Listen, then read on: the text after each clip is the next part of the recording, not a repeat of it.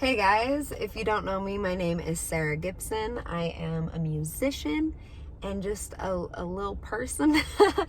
I've had a lot of people asking for me to make a channel where I just talk, and I have probably recorded 8 or 9 videos of me talking and not posted any of them because they're pretty impromptu. I usually look like a garbage bag, and they're a little unorganized and scattered. But I was driving home from a photo shoot just now, and I started to think about this journal entry that I put in a few days ago.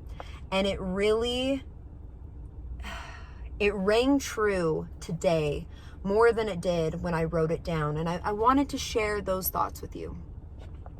So I kind of started off with the whole premise of like the two paths diverged in a yellow wood. I said, you come to a point in your life where there are two paths.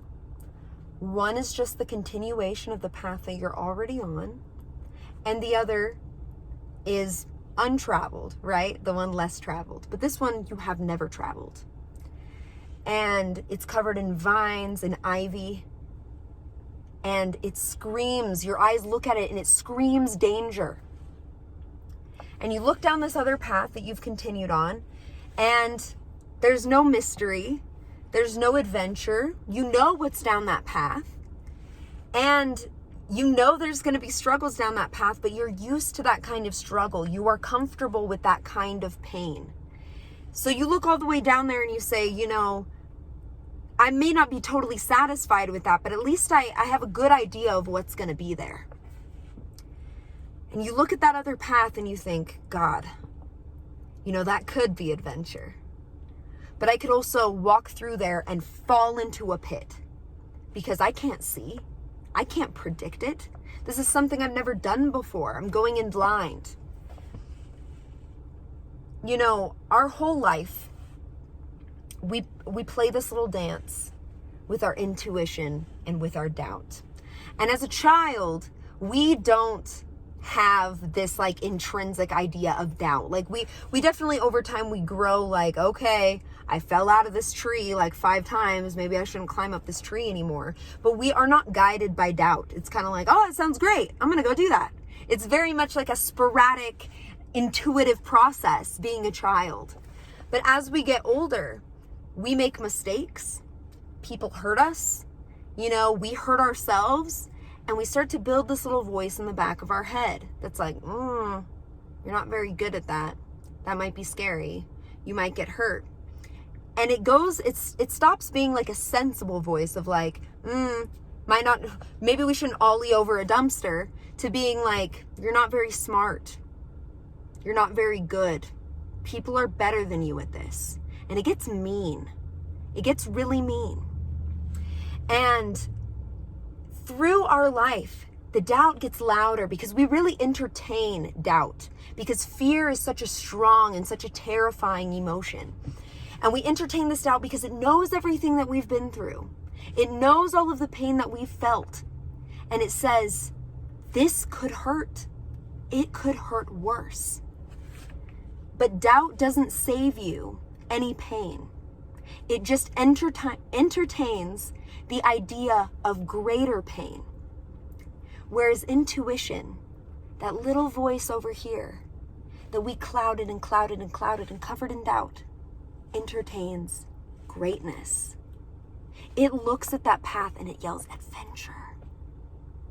And part of us so deeply wants adventure, so deeply wants something else. The possibility of something incredible and great and grand is so exciting, but doubt is screaming in your ears saying, but what?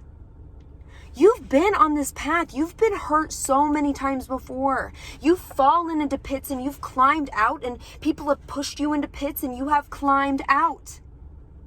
So why are you afraid? You are strong. Your intuition knows you are strong because it has also been with you through all of those experiences, through all of the hurt that you have caused, that others have caused. And it knows you can do it. You look down that path and your intuition says, some of those thorns might hurt, but I know you can do it. Because you look out in this wide clearing, there's no oasis out there.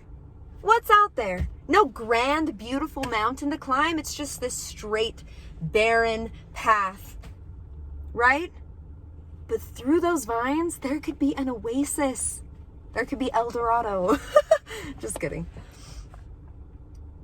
That is what I wrote about.